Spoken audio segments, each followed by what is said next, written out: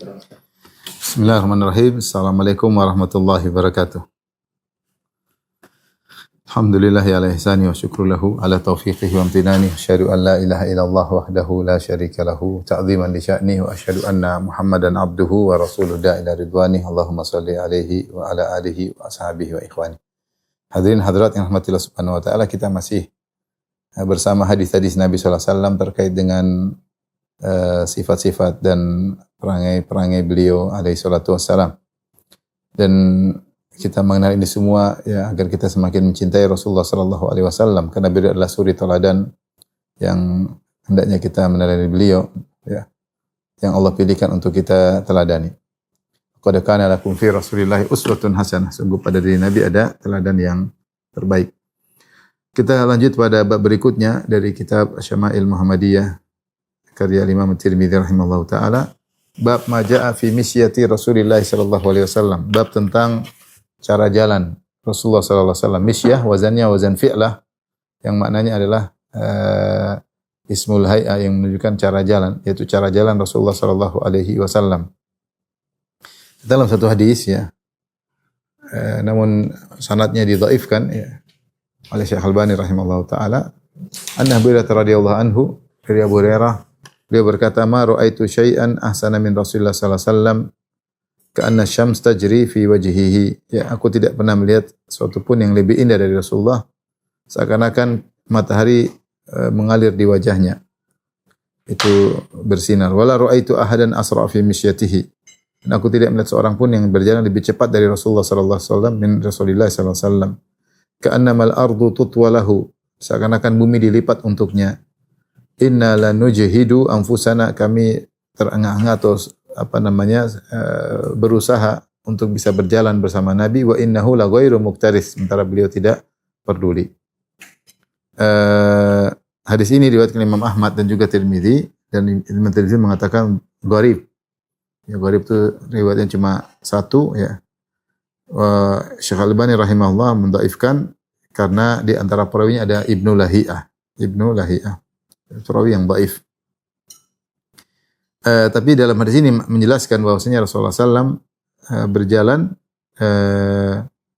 dengan semangat dan menunjukkan jalan Nabi cepat, dan para sahabat ketika berjalan mereka berusaha untuk bisa mengimbangi jalan Nabi, mereka berjalan tapi dengan susah. Adapun Nabi SAW beliau berjalan dengan cepat dan tenang. Bagi beliau jalan tersebut mudah, tidak susah ya. Tidak susah.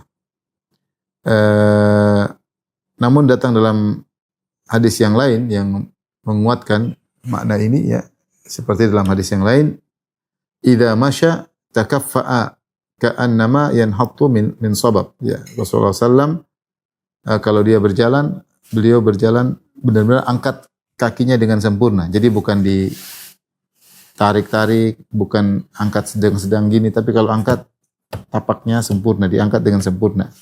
Tidak ditarik-tarik ya. Tidak goyang-goyang ya, tidak gemulai enggak, tapi jalan dengan gagah ya. Ka'annama yanhattu min sabab, seakan-akan beliau turun dari tempat yang tinggi ya, sehingga menunjukkan beliau jalannya cepat ya. Beliau jalannya cepat. Dan dalam hadis ini ya meskipun secara sanad dia dhaif ya, tetapi dikuatkan oleh hadis yang lain dari Imam Ahmad. Diriwayatkan Imam Ahmad dari Abu Hurairah, beliau berkata, "Kuntu ma'a Rasulillah sallallahu alaihi wasallam fi janazah." Suatu hari aku bersama Nabi sallallahu alaihi wasallam dalam janazah, yaitu melayat jenazah atau mengantar jenazah. Fa kuntu idza masyaitu sabaqani. Kalau aku berjalan maka Rasulullah mendahuluiku. Fa uharwilu, maka aku pun berlari kecil. Fa idza harwaltu sabaqtuhu. Ketika aku berlari kecil aku mendahulinya. Faltafattu ila rajulin jambi, aku pun memandang menoleh kepada orang di sampingku. Faqultu lahu tutwa lahul ard wa Khalil Ibrahim. Aku berkata kepadanya, demi Allah, yaitu demi Khalil Ibrahim, itu demi Allah, karena Allah adalah kekasihnya Ibrahim, sebagaimana firman Allah, wattakhadallahu Ibrahim khalila. Allah menjadikan Ibrahim sebagai kasih.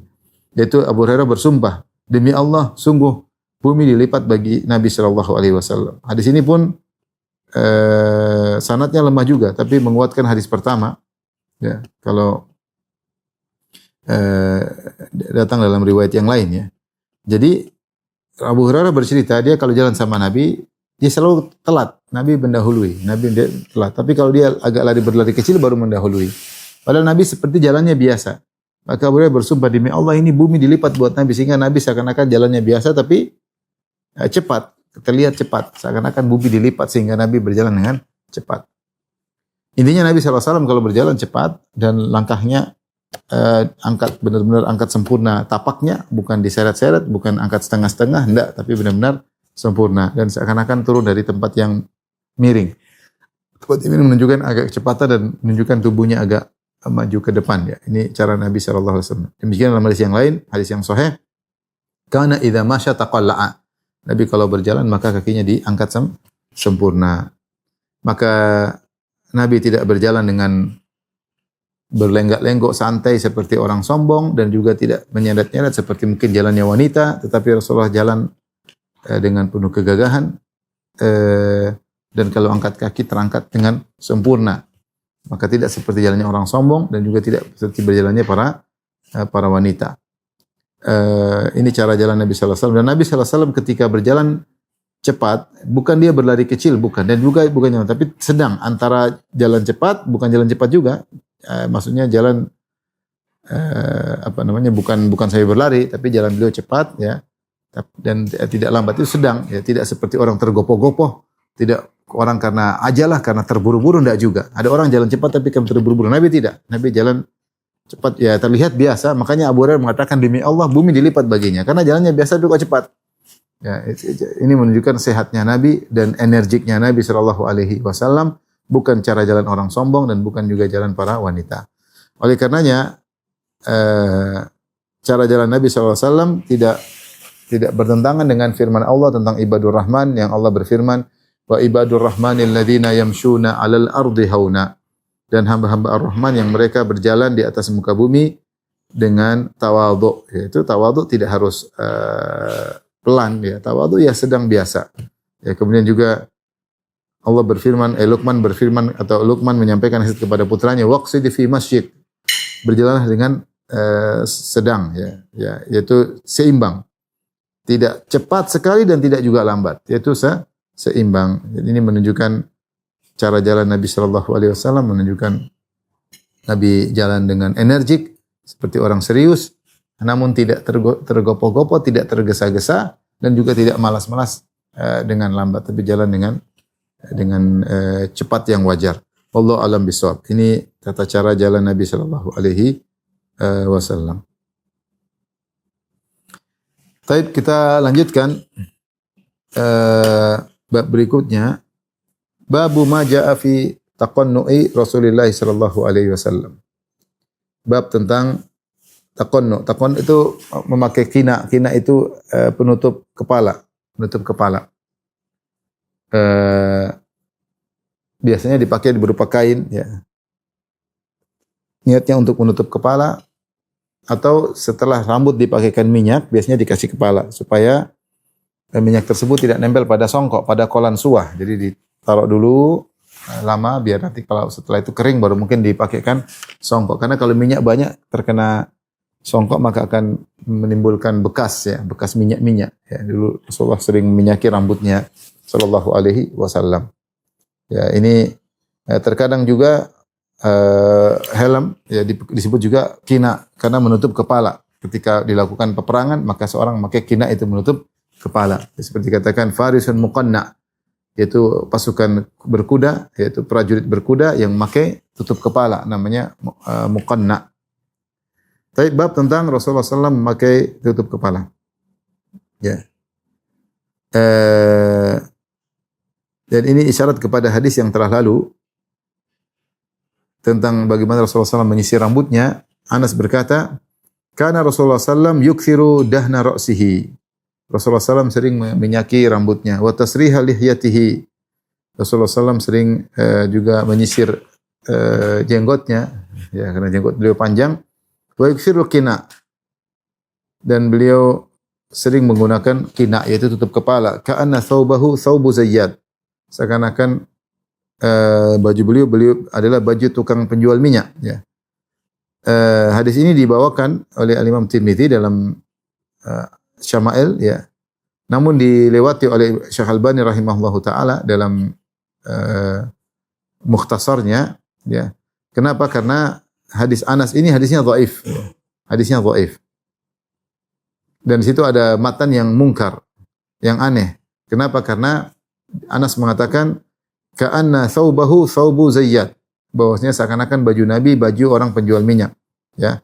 Ibnu Katsir ketika mengomentari hadis ini beliau berkata fihi gharabah wa nakar.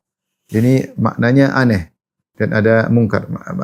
Mungkar itu istilah hadis dhaif namun menyelisih yang sahih. Mungkar disebut hadis mungkar. Hadisnya dhaif secara sanad dan matannya menyelisih yang sahih.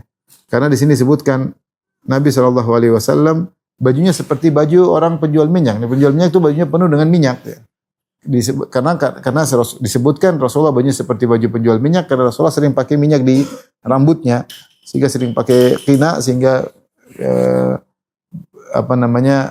minyaknya meluber kemana-mana seperti orang penjual minyak ya bajunya sering kenang minyak. Dan ini tentu menyelisihi hadis-hadis Nabi yang sahih. Selain sanadnya hadisnya lemah, demikian juga Rasulullah mengingkari kalau orang bajunya kotor. Rasulullah tegur kenapa pakai baju kotor. Rasulullah mengatakan tidakkah dia pakai baju yang bersih? Ya, Rasulullah SAW suka baju yang bersih, baju yang indah, bukan baju seperti penjual minyak. Kalau penjual minyak wajar karena dia penjual minyak, maka bajunya berpotensi untuk kotor karena penuh dengan minyak. Tapi Rasulullah SAW bukan penjual minyak. Ya. Bagaimana dikatakan bajunya seperti kotor seperti penjual minyak? Ya. Adapun yukthirul qina, Rasulullah SAW sering pakai qina, pakai tutup kepala. Maka datang dalam sebagian hadis yang sahih menunjukkan Rasulullah SAW pakai qina penutup kepala. Seperti dalam Sahih Bukhari, Aisyah radhiyallahu anha berkata, "Fa bainama nahnu yauman julusun fi baiti Abi Bakar." Maka suatu hari ketika kami sedang duduk di rumah Abu Bakar, rumah ayahnya, fi nahri dhahirah di tengah siang bolong, qala qailun li Abi Bakar, ada yang berkata kepada Abu Bakar, "Hadza Rasulullah sallallahu mutaqanni'an." Rasulullah SAW datang ini pakai qina, pakai penutup kepala. Ai mughatiyan ra'sahu, ya, dia itu menutup kepalanya dan hadis ini dibawakan oleh Imam Bukhari dalam sahihnya dalam Kitabul Libas dengan bab at-taqannu, bab at-taqannu. Jadi taqannu itu maksudnya nutup kepala ya. Dan ini menunjukkan Rasulullah SAW pakai qina, namun bukan berarti selalu beliau pakai qina, pakai menutup kepala. Biasanya beliau pakai sorban ya. Beliau lebih sering pakai sorban sebagai kita bahas itu sorban dilinting ya, bukan nutup kepala seperti ini ya. Dan kalau sudah pakai sorban tidak perlu lagi pakai qina ya. Adapun Rasulullah SAW ketika hari itu datang ke rumah Abu Bakar As-Siddiq pakai qina tutup kepala, apa kata Ibnu Qayyim rahimahullahu taala? Fa inna ma fa'alahu Nabi sallallahu alaihi wasallam tilka sa'ata liyakhtafiya bidzalik. Karena Rasulullah SAW ingin bersembunyi. Karena Rasulullah SAW ingin menyampaikan kepada Abu Bakar bahwasanya beliau akan berhijrah. Maka beliau akan berhijrah diam-diam dengan Abu Bakar buat strategi agar tidak diketahui oleh penduduk kota Mekah. Maka Rasulullah SAW sengaja datang dengan menjulurkan kain di atas kepalanya sehingga tidak terlihat. Itu Rasul ingin sembunyi. Adapun kalau pakai sorban, maka kelihatan wajahnya. Kali ini Rasulullah SAW berpakaian sebagaimana salah satu metode orang Arab memakai tutup kepala, itu dengan kain yang dilepaskan. Seperti zaman sekarang orang Arab Saudi, orang Arab banyak sekarang pakai kain yang diletakkan di atas kepala. Itu namanya qina. Ya. Dan itu mereka biasanya banyak fungsinya ya. Kalau musim dingin bisa jadi hangat, musim dingin. Jadi kalau musim panas bisa melindungi panas terik matahari. Ya. Dan mereka bilang kalau lagi sholat lebih khusyuk ya, sehingga mereka sering lebih banyak pakai qina ya. Kalau zaman dulu Rasulullah justru sering pakai sorban, pakai qina kadang-kadang saja. Seperti dalam hadis tadi, Rasulullah sengaja pakai qina kata tutup kepala kata Ibnu Qayyim karena Rasulullah SAW ingin sembunyi. Fafa'alahu lil hajah walam takun adatuhu at-taqannu'a. Maka kata Ibnu Qayyim Rasulullah melakukannya adalah karena keperluan, bukan kebiasaan beliau, tradisi beliau pakai qina. Ya. Dan ini cerita karena Rasulullah SAW ingin berhijrah. Oleh karenanya hadis bahwasanya Rasulullah SAW, hadis Anas bin Malik, kana yukthirul qina, Rasulullah SAW suka pakai qina, maka ini di secara matan juga bermasalah. Demikian juga baju Nabi seperti baju penjual minyak, ini juga bermasalah karena itu baju yang tidak enak dipandang dan Rasulullah memperhatikan penampilan beliau bersih. Bahkan Rasulullah pernah menegur orang yang pakai baju kotor. Bahkan Rasulullah mengatakan tidakkah dia mengganti bajunya, yaitu karena bajunya kotor. Tentu Rasulullah SAW tidak seperti itu. Ya Rasulullah benar-benar sering memakai duhun di kepalanya minyak, tapi tidak sampai kemudian minyaknya bercucuran sampai meluber ke bajunya, tentu tidak demikian. Jadi boleh saja seorang pakai kina kalau ada keperluan. Dan sekarang sudah jadi pakaian kesehariannya orang-orang Arab Saudi. Jadi pakai kina. Mereka sebut dengan kutrah atau shimak. Tapi berikutnya ikhwan dan akhwat yang dirahmati Allah Subhanahu wa taala, babu ma jaa fi jilsati Rasulillah sallallahu alaihi wasallam. Tentang duduk Nabi sallallahu alaihi wasallam. Sini Syekh Albani rahimahullah membawakan hadis, tapi hadisnya pun beliau nilai dhaif ya. An Qailah binti Makhramah radhiyallahu anha annaha ra'at Rasulullah sallallahu alaihi wasallam fil masjid. Dari Qailah binti Makhramah, beliau melihat Rasulullah SAW duduk di masjid wa huwa qa'idun al-kurfusa'a. Al-kurfusa. Beliau duduk dengan cara duduk al-kurfusa. Nanti akan kita jelaskan apa maknanya duduk al-kurfusa. Qalat falamma ra'aitu Rasulullah SAW al-mutakhashshi'a fil jilsah. Ketika aku melihat Rasulullah SAW khusyuk dalam duduknya, fa ur'idtu minal faraq, maka aku pun takut ya, karena heibahnya, karena karismatik Nabi sallallahu alaihi wasallam.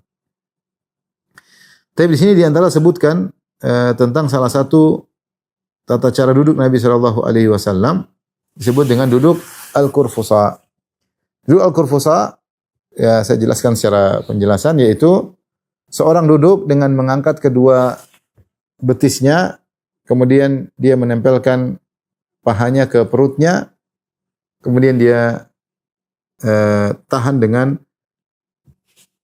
tangannya. Wa yahtabi bihima. Namanya duduk ihtiba. Kalau ihtiba itu bedanya sama seperti itu, cuma pakai kain atau pakai sarung atau pakai sorban, lepas terus jadi kain ditaruh di kaki ya. Dan ini duduk di atas kedua pantatnya atau bokongnya ya. Dan ini duduk bisa seorang duduk dengan tenang dan istirahat ya. Makanya duduk ini dilarang ihtiba, tapi bukan pakai kain, ihtibanya pakai tangan. Duduk ihtiba pakai kain di hari Jumat dilarang. Dikhawatirkan bisa jadi buang angin karena dia duduk seperti itu ya. Kemudian atau yang kedua bisa jadi dia ketiduran karena duduknya nyaman. Ini salah satu, nanti kita jelaskan insyaallah, kita praktekkan. Salah satu tafsiran dari duduk al-kurfusa. Adapun tafsiran kedua, yaitu seorang duduk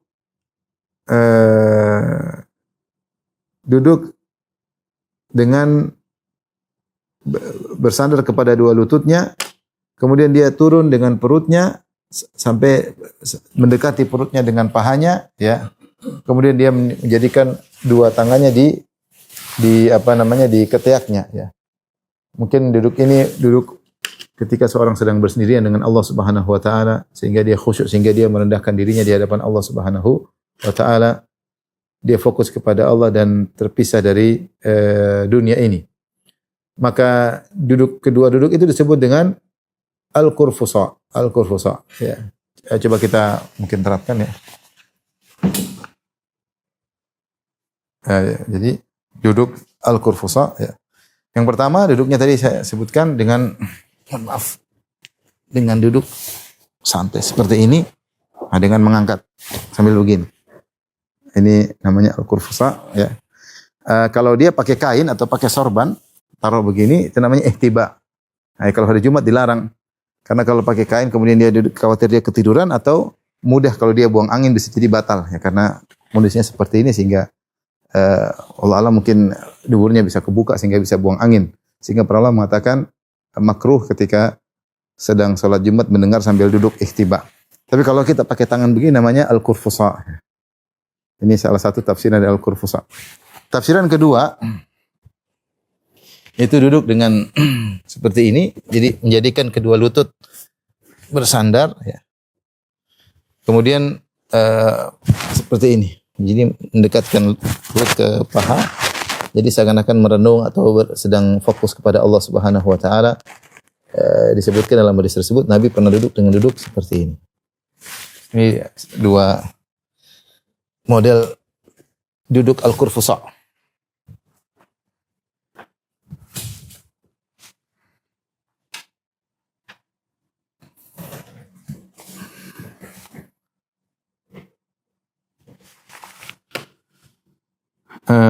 Meskipun yang pertama yang lebih disebutkan oleh para ulama model pertama daripada model kedua ya. Dan perkataan sang perawi hadis yaitu Qailah bintu Makhramah radhiyallahu anha, beliau berkata fa ur'idtu minal faraq ya. Yani aku merasa takut atau karena melihat haibah karismatik Nabi sallallahu alaihi wasallam, karena ketika Nabi duduk dalam kondisi seperti khusyuk ya. Dia tidak melihat Nabi, dia tidak merasa takut karena melihat Nabi pegang pedang, tidak, tapi melihat Nabi dalam kondisi sedang fokus, sedang ibadah, apalagi duduk yang tadi terakhir seakan-akan Nabi sedang fokus kepada Allah Subhanahu wa taala, maka karismatik Nabi membuat dia takut ya. Tapi ini salah satu duduk Nabi sallallahu alaihi wasallam disebut dalam hadis ini. Baik, kita lanjutkan. Hadis kedua terkait dengan tata cara duduk Nabi sallallahu alaihi wasallam. Hadis sahih an Abbad bin Tamim an ammihi radhiyallahu anhu annahu ra'a Nabi sallallahu alaihi wasallam mustalqiyan fil masjid wadi'an ihda rijlaihi 'ala al-ukhra.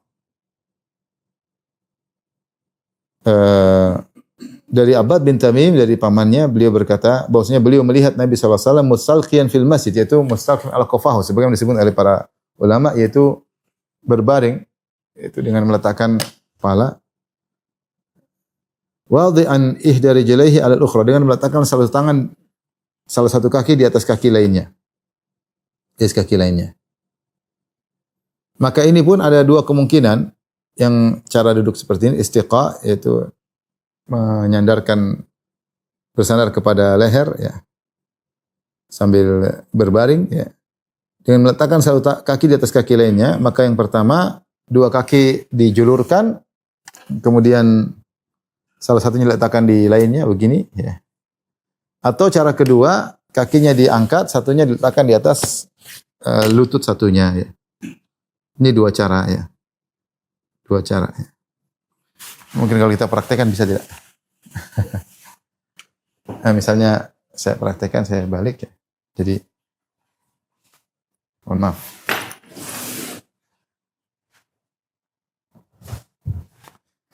Jadi cara pertama itu berbaling, kaki sambil begini. Nah, ini Rasulullah pernah di masjid seperti ini. Jadi kakinya dijulurkan, kemudian salah satu diletakkan di atas keduanya. Ini boleh sekali istirahat. Jadi disebut Rasulullah tidur, yaitu Rasulullah hanya istirahat sebentar. Kemudian yang kedua, kaki diangkat begini. Jadi begini. Begini juga begini boleh. Jadi satu letakkan di atas yang lainnya atau kebalikannya mungkin begini. Atau begini ya. Ini cara kedua. Ini dua-duanya bisa menjadi tafsir dari hadis tersebut. Jadi bersandar di atas ini kemudian meletakkan kaki seperti ini boleh di masjid ya. Mungkin apakah Rasulullah sedang iktikaf atau dalam kondisi istirahat. Boleh. Sekali seorang istirahat boleh.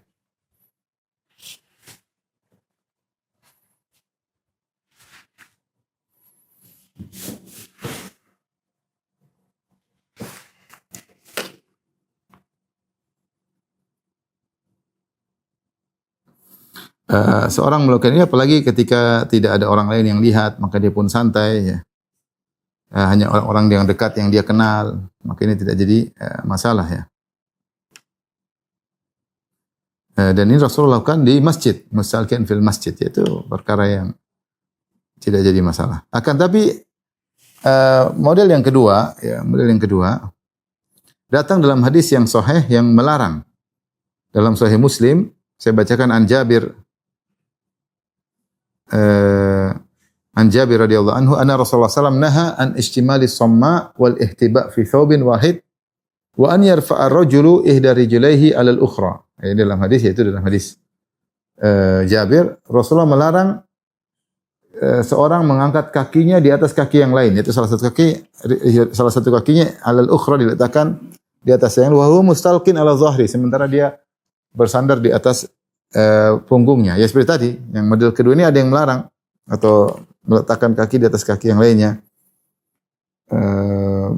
Yang model kedua itu kaki dinaikkan kemudian diletakkan. Maka ulama berusaha mengkompromikan dua hadis tersebut. Maka mereka mengatakan bahwasanya yang dilarang itu karena khawatir terbuka aurat. Ya. Kita tahu bahwasanya orang-orang Arab dahulu bukan pakai, kebiasaan mereka menggunakan izar, ya, izar, ya, sarung di bawah. Ya. Terkadang mereka pakai izar tanpa sirwal, yaitu pakai izar tanpa pakai celana dalam, maksudnya tanpa celana pendek, tanpa celana dalam, sehingga mereka pakai sarung doang. Nah kalau duduk seperti itu, ngangkat kaki di atas lutut, khawatir tersingkap, entah pahanya, entah aurat auratnya terlihat. Oleh karenanya Rasulullah melarang karena para ulama mengatakan sebabnya adalah dikhawatirkan berpotensi untuk tersingkap aurat karena namanya sarung mudah tersingkap. Oleh karena Rasulullah SAW melarang. Ya. Adapun apa yang dilakukan oleh Nabi SAW tersebut, maka ini jika seorang tidak sampai tersingkap maka tidak mengapa. Seperti kita pakai celana panjang, maka duduk dengan seperti itu, atau dia bisa jaga sarungnya lebar sehingga dia bisa duduk, maka tidak mengapa karena datang dalam hadis tadi. Kemudian juga datang dalam riwayat Imam Bukhari itu dalam Sahih Bukhari, Imam Bukhari menyebutkan an Sa'id bin Musayyib, dari Sa'id bin Musayyib rahimahullah, beliau berkata, "Kana Umar wa Utsmanu yaf'alani dzalik." Ya. Yaitu Umar dan Utsman melakukan demikian, istilqa, itu berbaring di masjid sambil duduk demikian dengan meletakkan salah satu kaki dan kaki yang lainnya, ya. Oleh karenanya dalam hadis ini menjelaskan bahwasanya seorang berbaring di masjid, ya, dengan meletakkan kepalanya di lantai, di lehernya, maka ini tidak menafikan adab dan tidak menghilangkan muru'ah, ya. Bagaimana dikatakan menghilangkan adab sementara yang melakukan adalah Nabi sallallahu alaihi wasallam. Wa innahu la ala khuluqin azim, dan sungguhnya Rasulullah SAW di atas perangai yang agung, ya. Jadi kalau ada orang misalnya menjulurkan kakinya ke arah kiblat, bukan berarti dia menghina kiblat, tidak, ya. Mungkin dia pingin menjulurkan kaki karena istirahat, atau kemudian dia berbaring, diletakkan kakinya meskipun ke arah kiblat, maka tidak dikatakan bahwasanya itu dilarang atau makruh atau haram, atau tidak mengapa, ya. Ya, dan juga bukan maksudnya adalah masjid adalah tempat untuk tidur. Kalau mau tidur langsung ke masjid, tidak. Tidur, ya, masjid adalah tempat ibadah, tapi sesekali kalau orang letih, orang lelah, maka silakan dia berbaring di masjid. Ya, dulu sahabat kalau ketika tidak punya rumah, mereka tidur di sufa. Sufa itu di bagian belakang, seperti dibuat tambahan belakang di masjid. Ada yang mengatakan sufa itu cuma ada atasnya, tapi samping kanan kiri tidak ada penutupnya. Karena dia mulhak, dia itu seperti di tambahan buat masjid. Dia bukan masjid sufa, tapi tambahan bagi masjid. Adapun di masjid bukan tempat untuk tidur, sengaja buat tidur sih enggak, ya. Tapi kalau seorang mungkin mampir, boleh-boleh saja, ya. Tetapi bukan, masjid adalah tempat ibadah hukum asalnya. Adapun kalau istirahat sesekali menjulurkan ini atau ada sesekali, ya, boleh, enggak ada masalah. Ali bin Abi Thalib pernah tidur di masjid. Kemudian Ibnu Umar pernah tidur di masjid. Tapi masjid bukan tempat untuk tidur rame-rame, enggak. Ya, kecuali mungkin iktikaf. Kalau iktikaf ya jelas. Kalau hari-hari biasa, maka dia adalah tempat yang dibersihkan, tempat untuk orang sholat. Ya, karena sahabat dulu aja disiapkan sufa di belakang. Ya, adapun kalau sekali-sekali, bukan tempat rumah untuk tidur, enggak. Tapi kalau sekali-sekali istirahat, boleh-boleh saja. Adapun menjadikan masjid seperti rumah, maka ini menyelisihi tujuan dibangunnya masjid. Karena tujuan dibangun masjid adalah untuk ibadah kepada Allah Subhanahu wa taala. Ya. Kalau masjid intinya untuk berzikir, untuk beribadah, sholat, ya. Kalau seorang habis ngantuk, habis sholat, habis zikir, habis baca Quran, ya boleh tidur, nggak ada masalah. Tapi bukan ini seperti kamar, ya. Seperti tempat rumah buat tempat tidur, datang semua tidur situ, bawa gontel, kecuali iktikaf. Iktikaf beda. Memang kondisinya dikhususkan untuk demikian.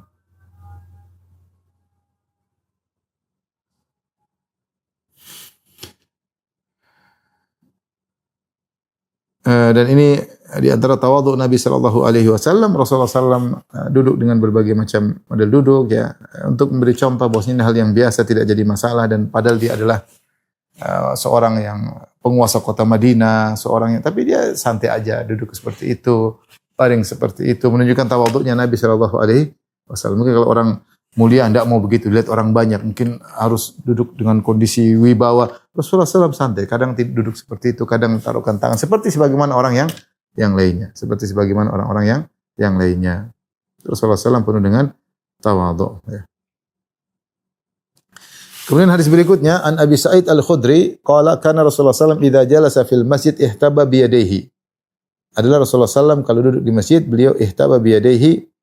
Ihtiba bi yadayhi tadi seperti kita sebutkan kulfusa, yaitu kalau ihtiba itu asalnya pakai duduk angkat lutut kemudian begini, biasanya pakai kain. Sampai sekarang saya masih lihat sebagian orang seperti itu, mereka duduk mereka kasih kain sehingga mereka sambil baca santai, jadi lututnya terikat dengan kain atau dengan sarung, kemudian mereka baca Quran. Jadi kelihatan santai ya. Cuma kalau hari Jumat bisa bikin ngantuk atau bisa bikin batal ya. Rasulullah SAW ini jenis duduk yang ketiga yang disebutkan dalam bab ini. Karena Rasulullah SAW idza jalasa fil masjid ihtaba bi yadayhi. Rasulullah SAW kalau duduk di masjid maka beliau duduk ihtiba, gitu dengan tadi yang kita sebutkan.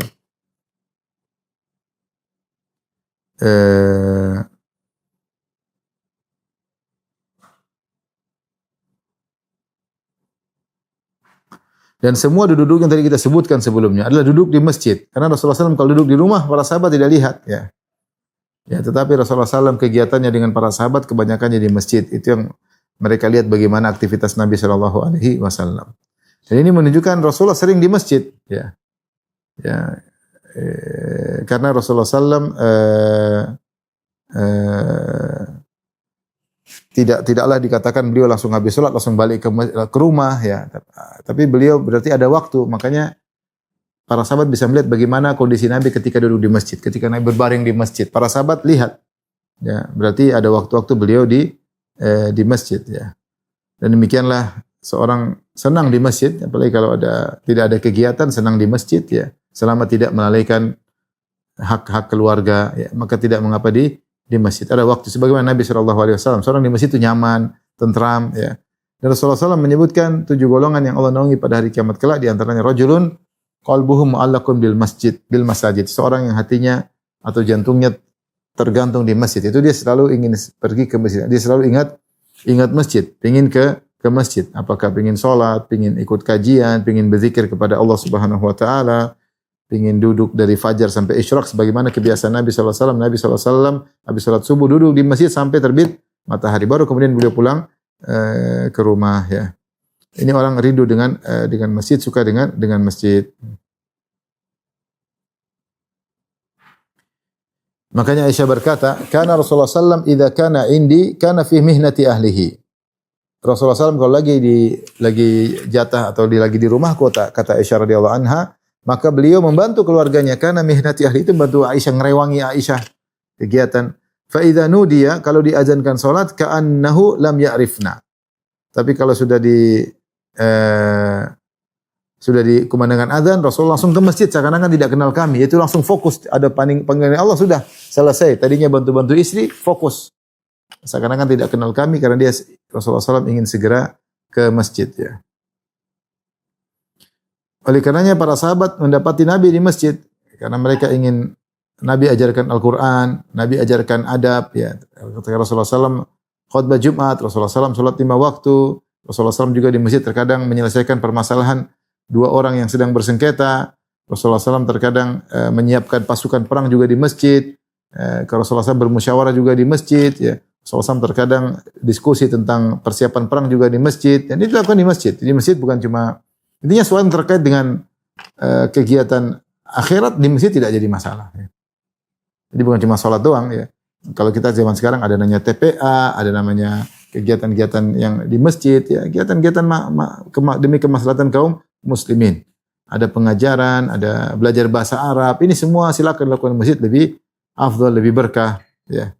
Oleh karenanya keterikatan Nabi dengan masjid sangat luar biasa.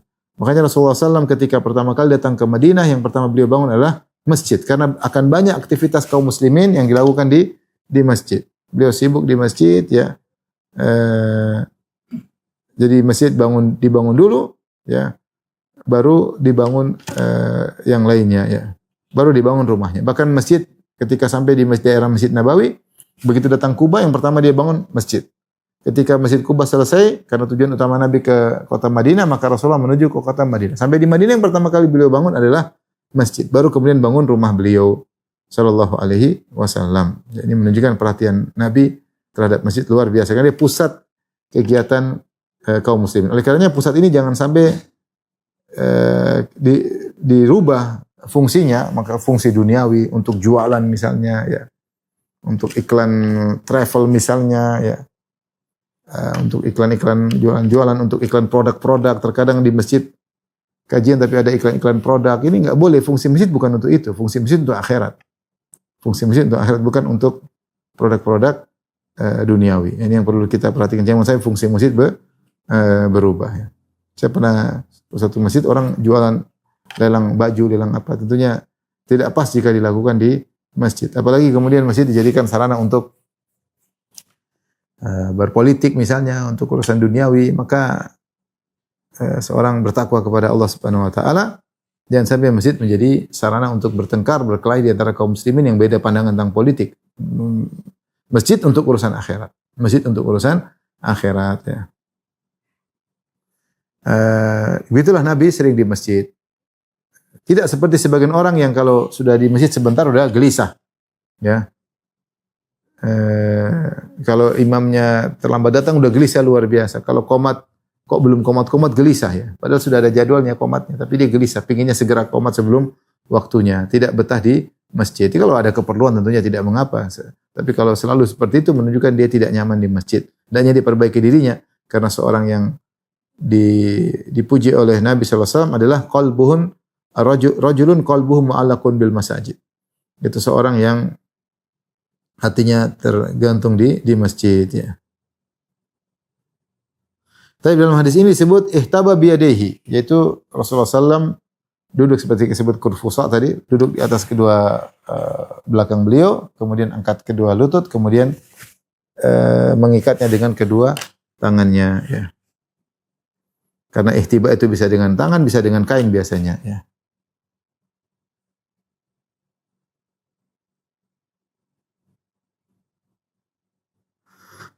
Hadis ini beri isyarat bahwasanya ihtiba, duduk seperti itu. Kalau orang cuma duduk sebentar, maka dia tidak perlu duduk seperti itu. Tapi kalau dia butuh lama, mungkin dia butuh karena supaya dia rileks dan santai duduk. Tapi kalau duduk sebentar, duduk dengan lipat kaki, tarabbu, ya,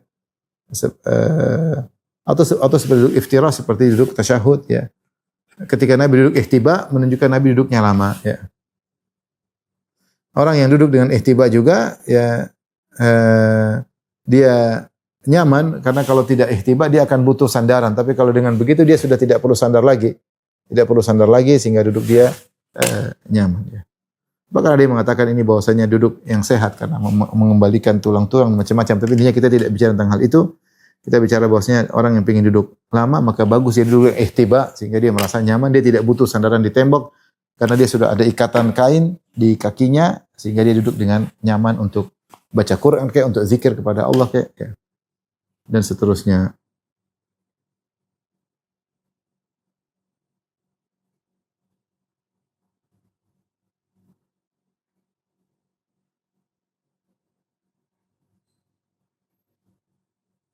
Oleh karenanya kalau seorang letih dia boleh rubah cara duduknya ya. Yang penting dia bisa lanjutkan ibadahnya baca Quran, berzikir atau yang lainnya. Kalau dia perlu bersandar kepada ini silakan, enggak jadi masalah. Semuanya diperbolehkan alhamdulillah, yang penting kita tetap beribadah kepada Allah Subhanahu wa taala.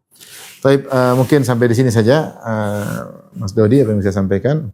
Bab berikutnya tentang bersandarnya Nabi sallallahu alaihi wasallam, insyaallah kita pembahasannya panjang, kita akan bahas pada pertemuan berikutnya باذنillah taala. Wallahu taala bisawab, demikian saja apa yang saya sampaikan Mas Dodi dan Abu Sultan. Insyaallah kita ketemu di kesempatan yang lain. Wabillahi taufiq. Assalamualaikum warahmatullahi wabarakatuh.